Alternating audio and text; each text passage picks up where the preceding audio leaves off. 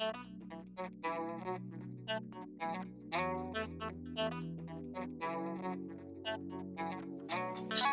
everyone!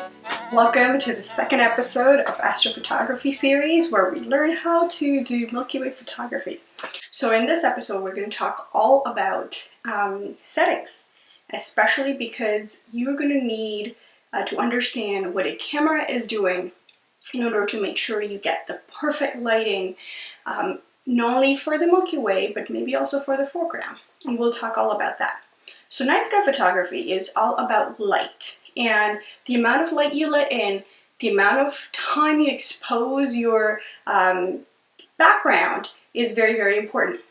You'll be using a camera on full manual mode, which means you're going to be turning lots of knobs, and in order to do that we're going to understand the basics. And we'll start with the three most important things that you're going to need for your Milky Way photography. The first one is aperture, second one is shutter speed, and the third one is ISO. Now, if you have never worked or done photography, this might feel very new to you. And so in order to better understand what each of these are doing, we're going to use an analogy, and we're going to use a window. So imagine a window that has shutters, and we're going to be using that for each of these three things to understand what each of those actually does to a window and the light that it lets in. So let's talk about aperture first. Aperture is what we call the size of the window. If you use the analogy, that's the size of the window. The bigger the window, the more light you're going to let in.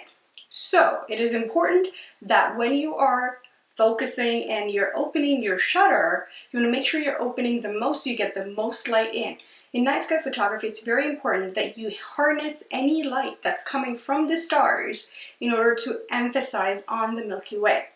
So for this, what we're going to be needing is a lens that goes as wide as possible.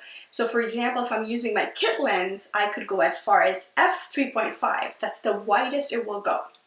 If I'm using my Rokinon lens, which is one of the ones that I use for my Milky Way photography, it is going to require, and it's going to go as far as f2.8. The smaller the f number, the larger the aperture. So f2.8 or f3.5 are larger than f8 or f11.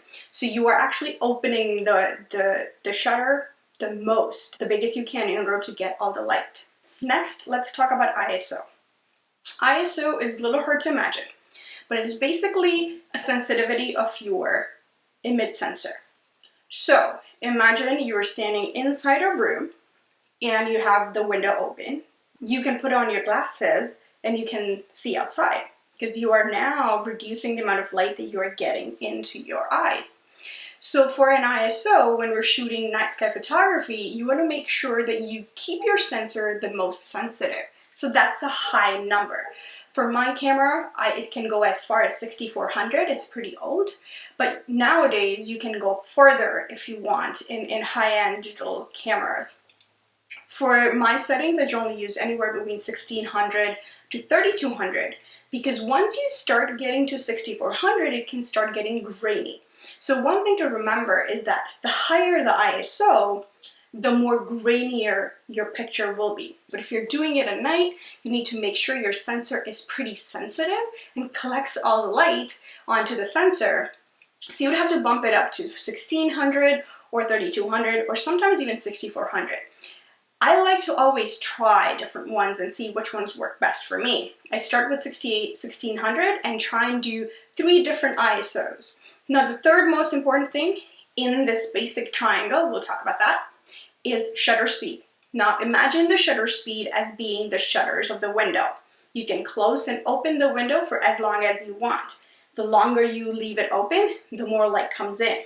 So remember, going back to aperture, you want to open it to the biggest, but then you want to leave it open for a very, very long time in order to make sure you get all the light. However, it's important to remember we live on Earth, a planet that rotates, and so we need to make sure that we do not get any stars actually moving in the night sky if we leave it open for a very, very long time.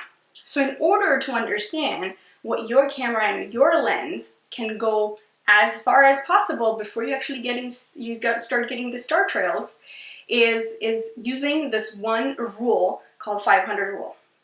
And the way to do it is basically you take 500, divide it by the focal length of your lens, and you get a number. If you're using a full frame camera, which is basically high-end DSLRs, you will be able to use that number as a number that's max you should open your shutter before you start getting the star trails.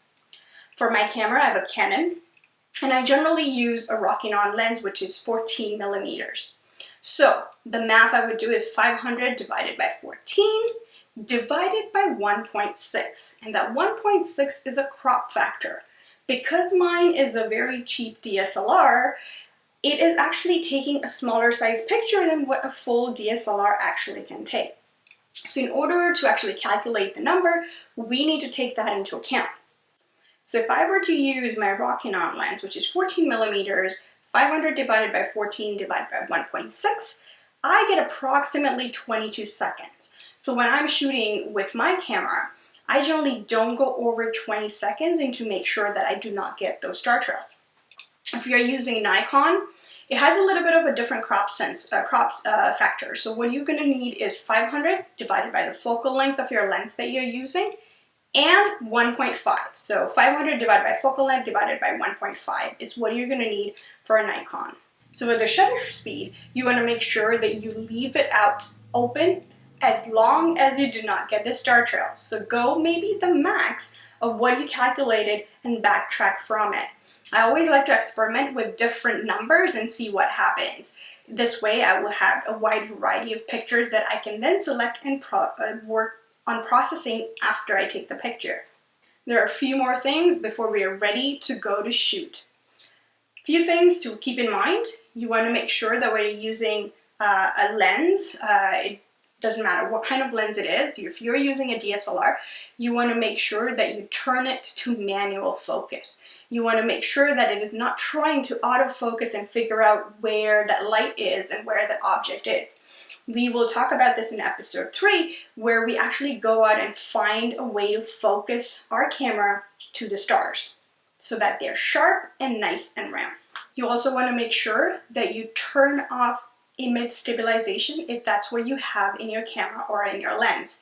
You don't want your camera to be doing things by itself. You want to use that in post-processing and make sure you are not letting the camera do its work when you're trying to take a picture, because it can then take a while to process those pictures. You do not want any processing happening in your camera except just taking the pictures. That also brings me to shooting in RAW. The most amount of data you're going to get in an image is actually going to come in a raw image. You can take a JPEG if you like, if you do not plan to do any post-processing. JPEGs are great. You're going to get an instant result, but someone like me who likes to do a lot of post-processing in terms of amount of light that you are seeing, I generally shoot in RAW. You can actually also do RAW and JPEG in many cameras. Last but not the least, thing you need to make sure on your camera is that you address the white balance. If you are going to do post-processing, you can just leave it to auto white balance, but if you're not going to do any post-processing, you want to make sure that you change the different kind of white balances that are available on your camera in order to see which one you like the best. To recap, let's talk about the settings that we would set if we were to shoot a Milky Way tonight. You want to first make sure that you turn your white balance to auto. You also want to make sure that you turn off any autofocus and image stabilization on your camera. Okay. You can also make sure that you're either shooting in RAW or JPEG or both if your camera allows. And last but not the least, you want to make sure you have the correct settings. So for aperture, go as wide as you can. For shutter speed, you want to make sure that you open the shutter the longest, as long as it doesn't have star trails. So figure out that number based on the 500 rule. And then last but not the least, ISO. Generally, anywhere between 1600 and above is a good ISO, but it's good to test it out and see how grainy of an object, of an image you like. So I hope this was useful. I'm going to be talking a lot about how to set up your camera, your tripod, how to focus, etc. in the next episode. So stay tuned and I will be back.